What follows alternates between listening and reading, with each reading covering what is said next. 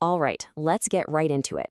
Have you ever had one of those moments where you try to fix something and you just end up making it like 100 times worse? Well, it turns out that's not just bad luck. It's a deep, fundamental glitch in how we try to manage, well, anything. And believe it or not, it all starts with a crazy story about rats. So, I want you to picture this. We're in Hanoi back in 1902. It's under French colonial rule, and the city has a huge problem. I'm talking rats, everywhere. And officials are understandably terrified of the bubonic plague. They've got to do something, and they've got to do it fast. So what do? They come up with a plan that seems, totally brilliant and simple. They offer a bounty, a cash reward for every dead rat you bring in. It's basic economics, right? You want fewer rats? Pay people to kill them. Makes perfect sense. And at first, hey, it seems to be working. But then a new problem pops up. Their offices are getting piled high with, well, dead rats, which, as you can imagine, is its own kind of gross health hazard. So they make this one little change to the plan. They say, okay, you know what? Forget bringing in the whole rat. Just bring us the tail. It's cleaner, it's easier, and it still proves you killed the rat. What could go wrong? And right here, this is where the whole thing goes completely off the rails, because officials start noticing something really, really weird. They're seeing rats all over the city, but these rats have no tails. Thousands of them just scurrying around tailless. So the question is, what in the world is happening here? Well, it turns out the people of Hanoi were way smarter than the officials gave them credit for. They figured out a loophole, a big one. They realized they didn't have to kill the rat to get paid. They just needed the tail. So people started catching rats, snipping off their tails to turn in for the bounty, and then they just let the rats go. Why? So they could breed more rats, which of course meant more tails, which meant more money. It got so crazy, some people were literally farming rats in their basements. The plan to get rid of rats had accidentally created a thriving rat breeding industry. Just wow. Okay, so this story is wild, right? But it's so much more than just a bizarre piece of history. It's actually a perfect example of this incredibly powerful, universal idea that messes with, well, pretty much everything. Business, government, even what goes on inside our own heads. And it has a name: proxy failure. So what does that even mean, proxy failure? Let's break it down. A proxy is basically just a stand-in. It's an indirect way to measure something you actually care about. In our story, the real goal was simple: fewer rats in the city. The proxy they used to measure that goal was the number of rat tails they collected. See the difference? And the second people started chasing the proxy, just trying to get as many tails as possible, it completely broke away from the original goal. Yeah, this concept is so important, there's actually a famous saying for it. It's called Goodhart's Law, and it goes something like this: when a measure becomes a target, it ceases to be a good measure. Think about that. The second you tell people this number is the target, they'll stop trying to achieve the real-world goal and just focus on making that number go up, no matter what it takes. And once you see this glitch, you start seeing it absolutely everywhere. Take business, for example. The real goal is supposed to be long-term, healthy profit, right? But what's the proxy we use? Quarterly sales reports. So managers get obsessed with hitting those short-term numbers, sometimes making risky moves that could hurt the company down the road. Or think about the military. In the Vietnam War, one of the key proxies for winning was the enemy body count. But that just led to inflated numbers and gave everyone a totally warped idea of how the war was actually going. But here's where it gets really personal. This isn't just about governments or big corporations. This exact same glitch is running inside your own brain right now. It's literally the mechanism behind how we form habits, both the good ones and, the really bad ones.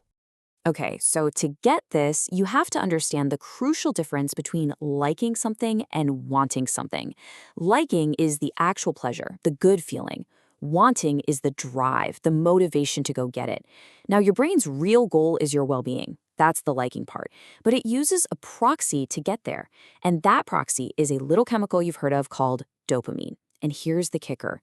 Dopamine isn't the pleasure chemical, it's the wanting chemical. It's the brain's proxy for what it thinks will bring you pleasure.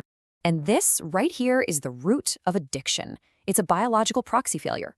See, certain things, drugs, junk food, that little ding from a social media notification, they can hack the system.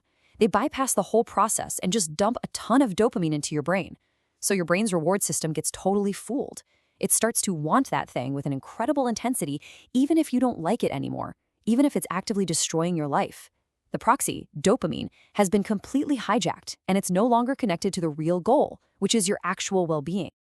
But wait, it gets even wilder. This glitch, it's not even just a human thing. It's ancient. It's baked into the code of life itself. It's a fundamental force in evolution. You could say nature has been gaming its own proxies for hundreds of millions of years. I mean, just look at a peacock's tail. Originally, a big, colorful tail was a pretty good proxy for a healthy, fit male. Made sense. But over time, the proxy became the goal. The preference for bigger and more ridiculous tails just took over.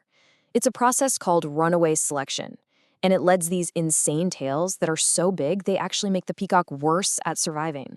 They're basically a giant, beautiful eat-me sign for predators. Or how about this? The secret battle that happens during pregnancy. A mother's body has to decide if an embryo is healthy enough to invest resources in. It uses hormone levels as a proxy for that. But over evolutionary time, embryos developed a hack. They started producing a hormone that basically screams, "Hey, I'm super viable, invest in me, even if it's just okay." This kicks off a kind of biological arms race, this constant back and forth between the proxy and the reality. Heck, this even happens down at the molecular level. Think about your taste buds. Our receptors for sweetness are an ancient proxy. They evolved to help us find stuff with lots of energy, like fruit. But then we invented artificial sweeteners. They're like a molecular hack. They fit perfectly into those receptors and tell your brain, sugar, energy. But there's nothing there. The proxy gets triggered, but the real goal, nutrition, is completely missing. Your tongue is being lied to.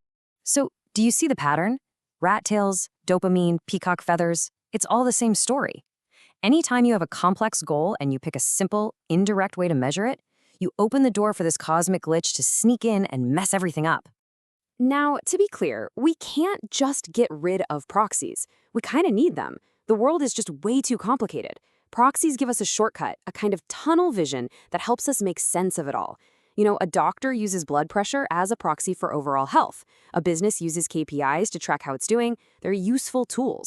But, and this is the key takeaway, that simplification is also their biggest weakness. Because any system, and I mean any system, a government, a company, your brain, it's always going to be easier to chase the simple number than to tackle the messy, complex, real-world goal. This isn't a mistake or a bug in the system. Proxy failure is a feature. It's just what happens when you try to measure something that's hard to measure. And these proxies are running the show all around us, right now, in ways we barely even think about. We use GDP as a proxy for how well a country is doing. But does that one number really tell us if people are happy? Or if the environment is healthy? Of course not. We chase likes on social media as a proxy for genuine human connection. We optimize for that little dopamine hit instead of building real relationships. And schools? They obsess over standardized test scores, which means teachers end up teaching to the test instead of just, teaching kids how to think and be curious. In every single one of these cases, it's just easier to chase the simple number than to deal with the complicated truth. So this really brings it all home with one last big question for you. Take a hard look at your own life, your job, your health, your habits. What are the invisible proxies that are running your world? What are the numbers you're chasing every day? And are they still actually connected to what you really, truly want? Because remember, what gets measured gets manipulated. The trick isn't getting rid of the measures. It's being smart enough to see when they've stopped meaning what you think they mean.